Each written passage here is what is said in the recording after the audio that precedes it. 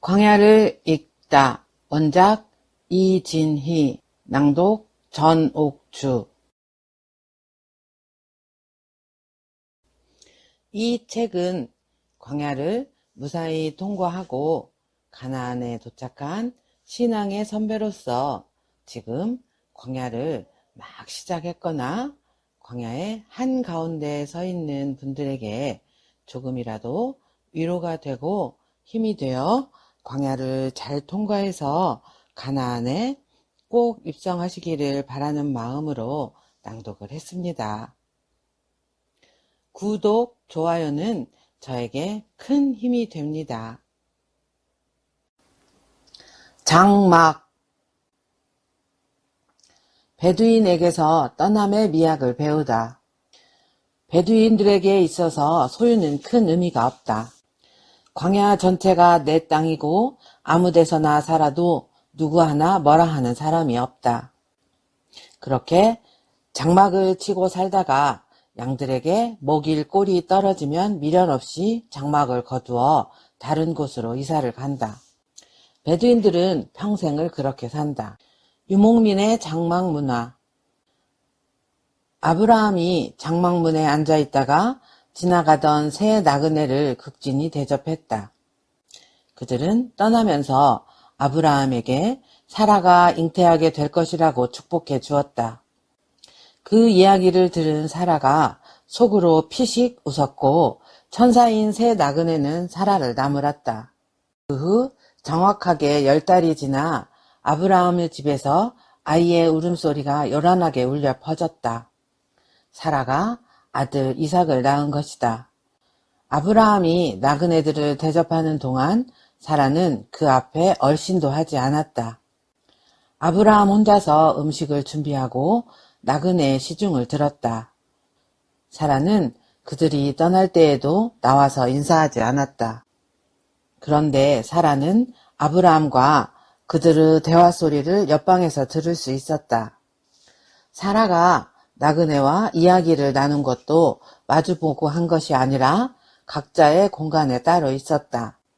이렇게 쉽게 이야기를 나눌 수 있었던 것은 아브라함의 집이 장막이었기 때문이다.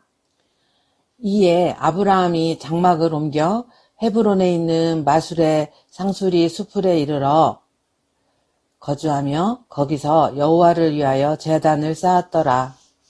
창세기 13장 18절 말씀입니다. 이삭이 그곳을 떠나 그랄 골짜기에 장막을 치고 거기에 거류하며 창세기 26장 17절 말씀입니다. 야곱이 밧단 아람에서부터 평안히 가나안 땅 세겜 성읍에 이르러 그 성읍 앞에 장막을 치고 창세기 33장 18절 말씀입니다. 아브라함은 거부였지만 양을 치며 살았기 때문에 집을 짓지 않고 계속 이동할 수 있는 장막을 치고 살았다. 농경문화와 유목문화의 가장 큰 차이점은 농경문화는 정착문화이지만 유목문화는 이동문화라는 것이다. 농사짓는 사람들은 옮겨 다닐 필요가 없다. 한 군데에 정착해서 집을 짓고 살아간다. 그러나 양을 치는 유목민들은 아무리 부자라 할지라도 집을 짓고 살 수가 없다. 양들이 먹을 풀을 찾아 늘 이동을 해야 하기 때문이다. 장막은 양이나 염소의 털로 만든다. 한 번 만들면 보통 20년은 간다고 한다. 이 장막은 검정색으로 되어 있는데 햇빛이 비치면 반짝거린다. 통풍이 잘 되고 비가 와도 잘 젖지 않는다. 더울 때는 늘어나서 바람이 잘 통하고 비가 오거나 추울 때는 오그라들어서 바람이 통하지 않는다. 그래서 여름에는 시원하고 겨울에는 따뜻하다. 장막은 기다란 일자 모양으로 되어 있으며 안은 염소 보피로 만든 휘장으로 칸막이를 해서 여러 개의 방으로 나뉜다. 벽이 아니라 휘장. 즉 커튼으로 쳐져 있어서 각자 다른 방에 있어도 어떤 이야기도 잘 들린다. 내가 방문했던 베두인의 장막은 한 개의 장막에 4개의 방이 있었다. 거실과 자녀들이 묵는 방, 주인 내외가 머무는 방이 있었다. 그리고 맨 끝에 있는 방은 양들이 차지하고 있었다. 식구가 늙거나 부자가 되면 기존의 장막에 다른 장막을 이어 새 집을 짓는다. 이렇게 베두인들은 어느 한 곳에 정착하지 않고 평생 이동하면서 살기 때문에 누구보다도 인생은 나그네 길이라는 것을 절감한다. 야곱도 이런 고백을 했다. 야곱이 바로에게 이르되 내 나그네 길의 세월이 130년이이다. 내 나이 얼마 못되니 우리 조상의 나그네 길의 연조에 미치지 못하나 험악한 세월을 보냈었나이다. 창세기 47장 9절 말씀입니다. 야곱은 실제로 나그네와 같은 인생을 살았다. 그는 어느 한 곳에 정착해서 살지 않았다. 브엘세바에서 가족과 함께 어린 시절을 보내고 청년이 되어서는 외삼촌 나반의 집에서 20년 세월을 보냈다. 그 후에 가나안으로 돌아와서 세겜에 정착해 살다가 베델에 가서 살았다. 늙음하게는 이집트로 이민을 떠난다. 이만하면 나그네 인생이라 할만하지 않은가? 그뿐만이 아니다. 야곱은 양을 치면서 살았다. 집에서도 그랬고 외삼촌 나반의 집에서도 그랬다. 가나안으로 돌아올 때 그는 양과 낙타를 비롯해서 수많은 짐승들을 데리고 왔다. 야곱은 가나안에 돌아온 후에도 계속 양을 치면서 살았다. 끊임없이 이동하면서 살아야 했던 것이다. 베두인들은 양들을 위해 여름 4, 5개월 동안 집을 떠나 찬 이슬을 맞으면서 하늘을 지붕 삼고 돌을 베개 삼아 천지사방을 돌아다니며 살아야 한다. 야곱은 평생을 그렇게 살았다. 그러니 그의 입에서 나그네 길이라는 말이 나올 수밖에 없는 것이다.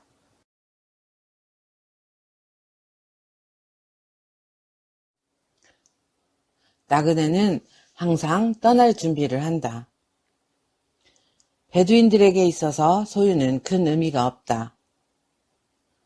광야 전체가 내 땅이고 아무 데서나 살아도 누구 하나 뭐라 하는 사람이 없다. 아무 데나 가서 장막을 치고 살면 그곳이 내 집이 되는 것이다. 그렇게 장막 치고 살다가 양들에게 먹일 꼴이 떨어지면 미련 없이 장막을 거두어 다른 곳으로 이사를 간다. 베두인들은 평생을 그렇게 살아간다. 요르단의 와디럼 광야에서 베두인의 집에 머문 적이 있었다. 주인은 50대쯤 되어 보였는데 평생을 와디럼 광야에서 살았다고 한다. 언제 이사 갈 거냐고 물으니까 양들에게 먹일 꼴이 다 떨어지면 이사 갈 것이라고 했다. 어렸을 때 땅 따먹기 놀이를 했던 기억이 있을 것이다.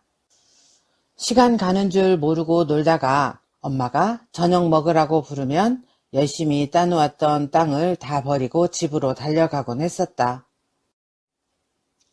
우리는 각자 나름대로 땅 따먹기 놀이를 하면서 인생을 살아가고 더 많이 차지하기 위해 열심히 일한다. 그러나 인생의 해가 뉘엿뉘엿 저물어 주님께서 우리에게 오라고 하시면 그동안 따놓은 땅을 다 버리고 가야 한다. 언제 우리를 부르실지 모른다. 부르시면 가야 하는 것이 우리 인생이다. 영화 지붕 위의 바이올린을 보면 러시아의 아나테 부카라는 마을에 살던 유대인들이 하루아침에 집을 떠나라는 명령을 받게 된다. 그들은 집이며 땅이며 다 놓고 떠나게 된다. 정말 필요한 집만 챙겨서 말이다. 마차 하나에 짐을 싣고 떠나는 주인공 태부예가 이렇게 말한다. 왜 항상 머리에 모자를 쓰고 있냐고요? 그것은 우리가 늘 떠날 준비를 하고 있기 때문이지요.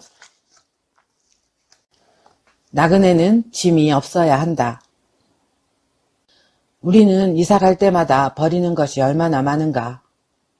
그런데도 이사 갈 때마다 살림이 늘어나는 것을 볼 수 있다. 그런데 베두인들은 버릴 것도 없고 늘어나는 것도 없다. 최소한의 것만 가지고 살아가기 때문이다. 이사 가기로 결정하고 나면 1시간 안에 이사 갈 수 있는 사람들이 베두인이다. 그들은 나귀 한 마리씩은 다 가지고 있는데 베두인들에게 있어서 나귀는 유홀, 트럭과도 같은 역할을 한다. 이스라엘 백성도 광야에서 그렇게 살았다. 그들은 언제 이사 갈지 몰랐다. 하나님이 짐을 싸라고 하시면 짐을 싸야 했고 짐을 풀라고 하시면 짐을 풀어야 했다. 구름 기둥이 움직이면 그들은 짐을 쌌고 구름 기둥이 멈추면 짐을 풀었다. 여행하는 사람들을 보면 여행을 많이 해본 사람인지 초보자인지 금방 알 수 있다. 3박 4일 여행을 가는데도 가방을 2~3개 끌고 가는 사람들은 여행 초보자다. 여행을 많이 해본 사람은 짐이 많지 않다. 짐이 많으면 인생이 힘들어진다. 인생이라는 여행을 즐겁게 하려면 짐을 줄여야 한다. 100년 전에는 우리가 살아가는 데 필요한 것이 200여 가지였다고 한다. 그런데 지금은 3만 가지 이상 필요하다고 한다. 인생이 그만큼 복잡해진 것이다. 그러나 많이 소유한다고 절대로 더 행복해지는 것이 아니다. 짐을 가볍게 해야 인생이라는 여행이 즐거워진다. 무거운 짐을 홀로 지고 가다 견디다 못해 쓰러지는 인생들이 얼마나 많은가. 나그네는 짐이 많지 않다. 나그네는 모으거나 쌓아두지 않는다. 새가 몸이 너무 무거우면 하늘을 날 수 없듯이 자유롭게 날 수 있으려면 미련 없이 짐을 버릴 수 있어야 한다. 애착을 버리고 집착을 버려야 한다. 아브라함은 헤브론 사람들에게 아내 사라를 위해 장지를 구입할 때 이렇게 말했다. 나는 당신들 중에 나그네요. 거류하는 자이니 당신들 중에서 내게 매장할 소유지를 주어 내가 나의 죽은 자를 내 앞에서 내어다가 장사하게 하시오. 창세기 23장 4절 말씀입니다. 자신을 나그네라고 지칭했다. 그는 실제로 나그네의 삶을 살았다. 하나님은 아브라함에게 가나안 땅을 약속의 땅으로 주셨다. 그러나 그는 땅 한 평 갖고 살지 않았다. 그는 가족들이 묻힐 묘지를 헤브론 사람들에게 돈을 주고 샀다. 야곱도 세겜에게 땅을 조금 샀는데 거기에 요셉이 묻혔다. 이렇게 족장들은 장지를 위해 땅을 샀지 부의 축척을 위해 땅을 사지 않았다. 그들은 자기들이 묻힐 한 평의 땅이 있는 것으로 만족했다. 그들이 인생이 나그네의 삶임을 알았던 것이다.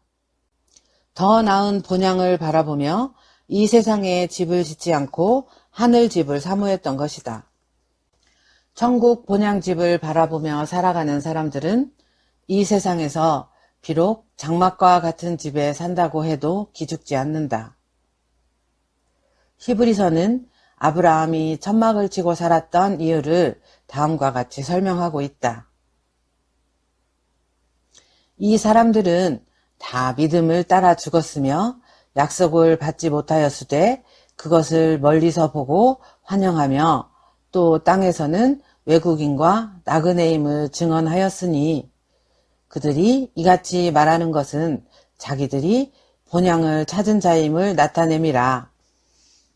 그들이 나온 바 본향을 생각하였더라면 돌아갈 기회가 있었으려니와 그들이 이제는 더 나은 본향을 사모하니 곧 하늘에 있는 것이라. 히브리서 11장 13절에서 16절 말씀입니다. 아브라함과 이삭과 야곱은 부자였는데도 이 세상에서 장막을 치고 살았다. 그 이유는 더 좋은 천국 본향을 바라보았기 때문이다. 이 땅에서 99칸짜리 집에 살아도 하늘에 있는 본향 집에 비하면 장막에 불과하다. 이 세상에 있는 우리 집은 장막이다. 우리에게는 영원한 하나님의 나라의 집이 준비되어 있다. 그러므로 하늘에 있는 더 좋은 집을 사모하며 이 세상에서 장막에 살아도 감사하고 만족해야 한다. 나그네의 삶은 자족하는 삶이다. 광야에서는 광야만의 생존 법칙이 있다. 하나님이 주시는 것에 만족하며 감사히 먹는 것이다. 비행기를 탔을 때 내가 원하는 음식을 다 먹을 수 없고 기내식에 만족해야 하듯이 군대 가서 밥을 먹을 때도 주는 대로 만족하며 먹어야 하듯이 광야에서도 마찬가지이다. 광야를 지날 때는 만나와 메추라기만으로도 감사해야 한다. 광야를 지날 때는 옷 한 벌과 신발 한 켤레만으로도 감사해야 한다. 뜨거운 햇볕이 내리쬐는 광야에서는 아무리 비싼 비단옷도 소용없다. 햇볕을 가리는 가벼운 천만 있다면 까칠까칠한 모래로부터 발을 지킬 수 있는 신발 한 켤레만 있다면 족한 줄 알아야 한다. 40년 동안 들에서 기르시되 부족함이 없게 하심으로 그 옷이 헤어지지 아니하였고 발이 부르트지 아니하였사오며. 느헤미야 9장 27절 말씀입니다. 출애굽을 하면서 하나님은 크고 놀라운 기적들을 행하셨다. 그런데 느헤미야는 옷이 해지지 않고 신발이 닳지 않는 것에 대해 언급하고 있었다. 그만큼 광야에서는 옷과 신발이 중요하기 때문이다. 옷이 해지면 일사병에 걸려 쓰러지고 만다. 신발이 닳게 되면 걷지 못해서 죽고 만다. 그러니 옷이 헤어지지 않고 발이 부르트지 않게 하신 하나님의 은혜는 놀라운 것이다. 광야를 지날 때는 금은 보화가 없어도 감사해야 한다. 내가 먹어서 배불리고 아름다운 집을 짓고 거하게 되며 또 내 우양이 번성하며 내 은금이 증식될 때에 두렵건대 내 마음이 교만하여 내 하나님의 여호와를 잊어버릴까 하노라. 또 두렵건대 내가 마음에 이르기를 내 능과 내 손의 힘으로 내가 이 재물을 얻었다 할까 하노라. 내 하나님의 여호와를 기억하라. 내가 만일 내 하나님 여호와를 잊어버리면 너희가 정령이 멸망할 것이라. 신명기 8장 11절에서 14절 말씀입니다.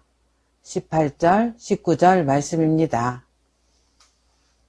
가나안에 들어가 살게 될 때에는 배부르게 먹고 살게 될 것이다. 아름다운 집을 짓고 살게 될 것이다. 그때에는 우양이 번식하며 은금이 중식될 것이다. 그러나 광야에서는 배부르게 먹고 좋은 집에 살고 우양이 번식되고 은금이 증식되는 것을 기대해서는 안 된다. 광야를 지나고 있는데도 가나안에 살고 있는 것처럼 살려고 한다면 불평, 불만만 생길 뿐이다. 황금보다 귀한 생수. 광야에서는 황금보다 귀한 것이 생수다. 광야에서는 황금을 팔아서라도 생수를 사야 한다. 광야를 지나는 사람에게 가장 필요한 것은 황금이 아니라 생수인 것이다.